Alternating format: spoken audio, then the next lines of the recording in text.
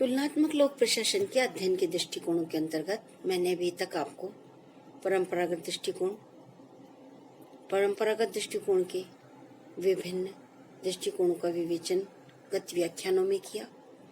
अर्वाचीन दृष्टिकोणों के अंतर्गत भी मैंने आपको बताया कि अर्वाचीन दृष्टिकोण में संरचनात्मक, कार्यात्मक, पारिस्थितिक दृष्टिकोण, व्यवहारवादी दृष्टिकोण, उत्तर व्यवहारवादी दृष्टिकोण का विवेचन मैंने गत व्याख्यान में किया। अतः एक दृष्टिकोण है जो वर्तमान समय में अधिक महत्वपूर्ण और एक तरह से क्या कहना चाहिए संचालित है और रेलिवेंट सा प्रतीत होता है कि जिस प्रकार के रिग्स ने जिन समाजों की बात की कि विकसित और विकासशील या अविकसित, विकासशील और विकसित, तो ये जो धारणा थी उसके बारे में बताना चाहूंगी। बाद में रिग्स ने स्पष्ट भी किया है कि अविकसित जैसा कोई समाज नहीं होता है। कोई समाज फ्यूज सोसाइटी या अविकसित सोसाइटी समाज नहीं होता है, या पूर्ण विकसित जैसी भी कहीं कोई व्यवस्था नहीं होती है। समस्त समाज एक संक्रमण काल में चलते हैं। एक विकास के राह पर, यात्रा पर हो सकता है यहाँ खड़ा हो, दूसरा विकास की राह पर बहुत आगे निकल चुका हो, लेकिन न तो इसको अविकसित कहा जा सकता, और जो विकास के रास्ते पे बहुत आगे निकल चुका हो उसे विकसित कहा जा सकता, अपेक्षाकृत विकसित कहा जा सकता है, लेकिन वह भी विकासशील है कि उसका विकास अभी रुका नहीं है।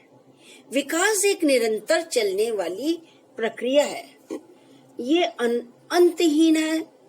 निरंतर विकास होते रहना एक स्वाभाविक क्रिया है। अतः वर्तमान समय में सभी देश विकासशील देश है, अपेक्षाकृत कुछ कम विकासशील है, कुछ अधिक विकासशील है, लेकिन विकास की इस यात्रा पर सभी देश चल रहे हैं तुलनात्मक दृष्टि से उनके विकासों की तुलना की जा सकती है, लेकिन हम ये नहीं कह सकते हैं कि अमुक देश पूर्ण विकसित है, अब विकास की कोई गुंजाइश नहीं है। वह भी क्या है, विकास के रास्ते में अग्रसर है, अर्थात विकासशील देश है। इसी विकासात्मक दृष्टिकोण को स्पष्ट करने जा रही हूं कि विकासवादी अवधारणा का प्रतिपादन एडवर्ड डब्ल्यू विडनर ने किया। उसके पश्चात रिग्स, पालुम्ब्रा, वॉटसन आदि ने इस दृष्टिकोण के विकास में महत्वपूर्ण भूमिका अदा की। यूरोप का पुनर्निर्माण कार्यक्रम, संयुक्त राष्ट्र संघ द्वारा तकनीकी और वित्तीय सहायता, तीसरी दुनिया और नव स्वतंत्र राष्ट्रों के सम्मुख आर्थिक, सामाजिक, राजनीतिक, सांस्कृतिक चुनौतियों के फलस्वरूप विकास प्रशासन की अवधारणा का जन्म माना जाता है। इसमें विकास के कार्यों को प्राथमिकता दी जाती है। विश्व के देश में विकास कार्यों में जुड़े हुए हैं। विभिन्न कार्यक्रमों और योजनाओं के सफलता के लिए विकास प्रशासन की आवश्यकता हुई। अधिकांश देशों के सम्मुख आर्थिक, सामाजिक, राजनीतिक, सांस्कृतिक विकास की चुनौती है। विकास की अवधारणा में परंपरागत प्रशासन को विकासात्मक प्रशासन की ओर एक तरह से मोड़ने का प्रयास किया है। इस दृष्टिकोण से अभिप्राय है कि लोक प्रशासन में विकास दो शब्दों के योग से बना है, विकास तथा प्रशासन। विकास शब्द का अर्थ है आगे बढ़ना, उन्नति करना, प्रगति करना। विकास का अभिप्राय है कि कोई भी ऐसा परिवर्तन जो समाज के मान्य मूल्यों के अनुरूप श्रेष्ठ हो या अच्छा माना जाए। प्रशासन का अर्थ है सेवा करना। विकास प्रशासन में जन सेवा के लिए विकास कार्यों को करना निहित होता है। लोक प्रशासन में विकास से अभिप्राय किसी सामाजिक संरचना का तरक्की या उन्नति करना है। समाज में कोई भी श्रेष्ठ परिवर्तन जो उन्नति की दिशा में हो, उसे विकास की संज्ञा दी जाएगी। विकास प्रशासन एक सदैव गतिशील प्रशासनिक प्रक्रिया है। इसी बात को विडनर के अनुसार विकास प्रशासन एक कार्योन्मुखी, लक्ष्योन्मुखी प्रशासनिक व्यवस्था है। उनके अनुसार विकास प्रशासन वह प्रक्रिया है जो एक संगठन के प्रगतिशील राजनीतिक, आर्थिक, सामाजिक लक्ष्यों की ओर मार्गदर्शन करती है, जिन लक्ष्यों को किसी न किसी प्रकार अधिकृत ढंग से निर्मित किया गया है। इसी बात को F.W. रिग्स ने इस प्रकार बताया है कि विकास प्रशासन का अभिप्राय प्रशासनिक समस्याओं तथा सरकार का दोनों का सुधार करना है। रिग्स के अनुसार विकास प्रशासन का संबंध विकास कार्यक्रमों के प्रशासन, बड़े संगठनों, विशेषकर सरकार की प्रणालियों, विकास लक्ष्यों की उपलब्धि के लिए नीतियों और योजनाओं को क्रियान्वित करने से है।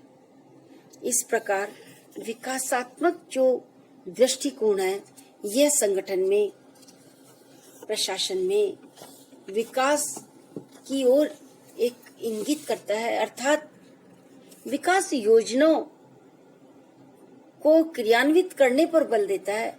श्रेष्ठता की ओर इंगित करता है कि किस प्रकार संस्थाओं को श्रेष्ठ से श्रेष्ठ बनाया जाए।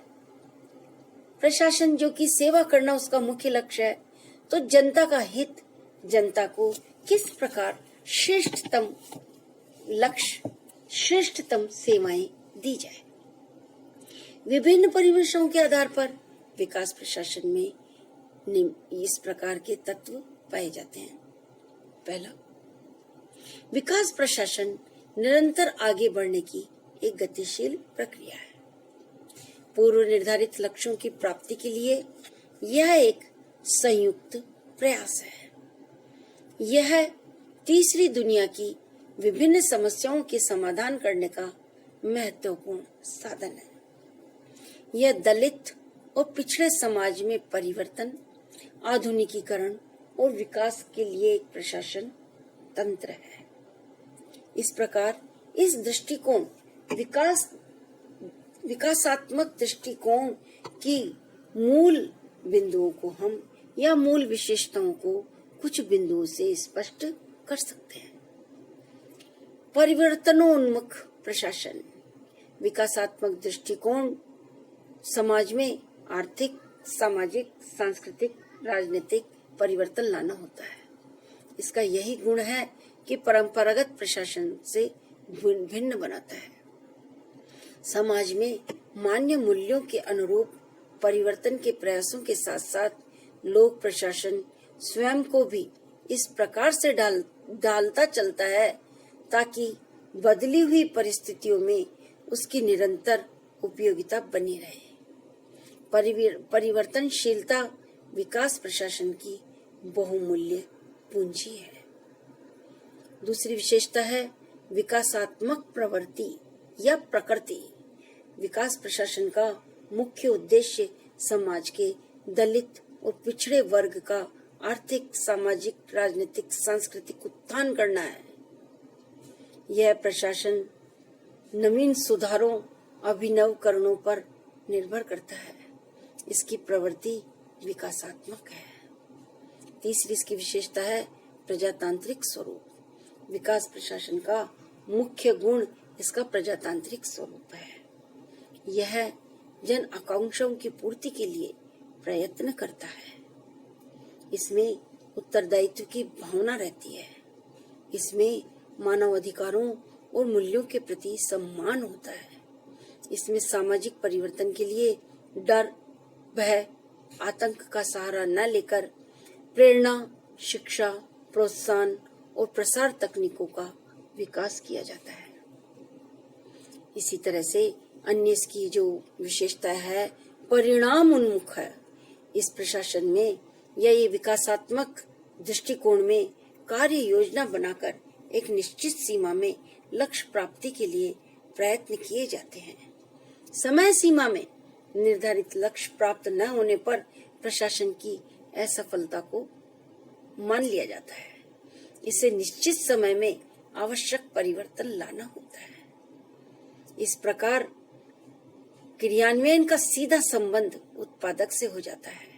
उदाहरण के लिए एक निश्चित सीमा में प्रति व्यक्ति आय में किस दर में वृद्धि करनी होगी, अर्थात विकास को समय सीमा से बांधकर एक तरह से अपेक्षित लक्ष्य को तुलनात्मक स्वरूप प्रदान किया जा सकता है। इसकी विशेषताओं के संदर्भ में एक और बात है कि आधुनिकीकरण समाज के हर क्षेत्र में आधुनिक तरीके अपनाकर उन्नति करनी होती है। साथ ही प्रशासन स्वयं को भी समाज की मांग के अनुरूप ढालना चाहता है। विकसित देशों से आधुनिक तकनीकी और मापदंड प्राप्त कर विकासशील देश आधुनिकीकरण को अपनाते हैं। अर्थात जहां हम कह रहे हैं कि विकास के पथ पर अग्रसर होना है, तो कहीं न कहीं परंपराओं को छोड़कर आधुनिकीकरण की ओर बढ़ना इसका ध्येय होता है। प्रशासनिक कुशलता विकासात्मक दृष्टिकोण में प्रशासन सदैव इस बात के लिए सक्रिय और सजग रहता है कि इसमें हमेशा विकास बना रहे और इसकी कुशलता निरंतर बढ़ती रहे। कुशलता सफलता की कुंजी है। प्रशासनिक विकास की सहायता से यह अपने आप को समाज की सेवा के लिए उपयोगी बनाए रहता है। इसी के साथ एक अन्य विशेषता है आर्थिक विकास। इस दृष्टिकोण में प्रशासन समय समय पर आर्थिक योजनाएं बनाकर उन्हें क्रियान्वित करता है। राष्ट्र के विकास के लिए आर्थिक योजनाएं विशेष महत्व रखती हैं। आर्थिक उन्नति से देश के अन्य क्षेत्रों में भी उन्नति के अवसर रहते हैं। आवश्यक सूचना सामग्री, आंकड़े आदि एकत्रित कर आर्थिक योजनाएं बनाना और उन्हें क्रियान्वित करना विकास प्रशासन की जिम्मेदारी होती है। इसी तरह से इसकी अन्य विशेषता है ग्राहकोन्मुखी। जैसा कि अभी मैंने आपको बताया, प्रशासन का जो कार्य है सेवा करना है, अर्थात जनता के लिए श्रेष्ठ से श्रेष्ठ कार्य किस प्रकार किया जाए, यह विकासात्मक दृष्टिकोण का लक्ष्य है। ग्राहकोन्मुखी नागरिकोन्मुखी होना विकास प्रशासन की आवश्यक शर्त है। विभिन्न योजनाओं के तहत लक्षित व्यक्ति समूह चयन योजना अनुसार उनके धन, सामग्री और तकनीकी सहायता उपलब्ध कराकर नागरिकों को उत्थान करना प्रशासन की जिम्मेदारी हो जाती है। इस प्रकार यह दृष्टिकोण प्रशासन और नागरिकों के स्वस्थ और सौहार्दपूर्ण संबंधों के लिए प्रेरित करता है। नागरिकों के प्रति उनके दिल में एक हमदर्दी होनी चाहिए। नागरिकों के सुख, दर्द, तकलीफ को स्वयं की तकलीफ समझकर उन्हें शीघ्र अतिशीघ्र दूर करने का प्रयत्न प्रशासकों को या प्रशासन को करना चाहिए। इसी के साथ विकासात्मक दृष्टिकोण की एक विशेषता और है प्रतिबद्धता, कमिटमेंट। अर्थात जहां हम विकास के पथ पर आगे चल रहे हैं, निरंतर सुधार कर रहे हैं, उत्तरोत्तर बढ़ रहे हैं, वहां एक प्रतिबद्धता होनी चाहिए समाज के प्रति, जनता के प्रति, अपने कार्यों के प्रति। समस्त कार्यक्रमों से प्रशासन को भावनात्मक दृष्टि से जुड़ना चाहिए। लोक प्रशासन की अपेक्षा की जाती है कि वे योजनाओं, कार्यक्रमों और सरकारी नीतियों के प्रति प्रतिबद्ध रहे और उनकी सफलता के लिए प्रयत्नशील रहे। उन्हें विकास कार्यक्रमों के प्रति वचनबद्ध रहते हुए समय सीमा में अपने दायित्वों का निर्वाह करना चाहिए। तो इस प्रकार कहा जा सकता है कि विकासात्मक दृष्टिकोण आधुनिक दृष्टिकोणों में, अर्वाचीन दृष्टिकोणों में सबसे महत्वपूर्ण है। क्यों? क्योंकि विकास में ही उन सभी कमियों को दूर करके, जो कि गत या ऐतिहासिक दृष्टि में अतीत में जो हुई है, उनको दूर करके, सुधार करके, परिवर्तन करके किसी भी संगठन को, प्रशासन को, समाज को आगे ले जाया जाता है। अतः विकासात्मक प्रशासन दृष्टिकोण का तुलनात्मक लोक प्रशासन में अपना विशिष्ट महत्व है।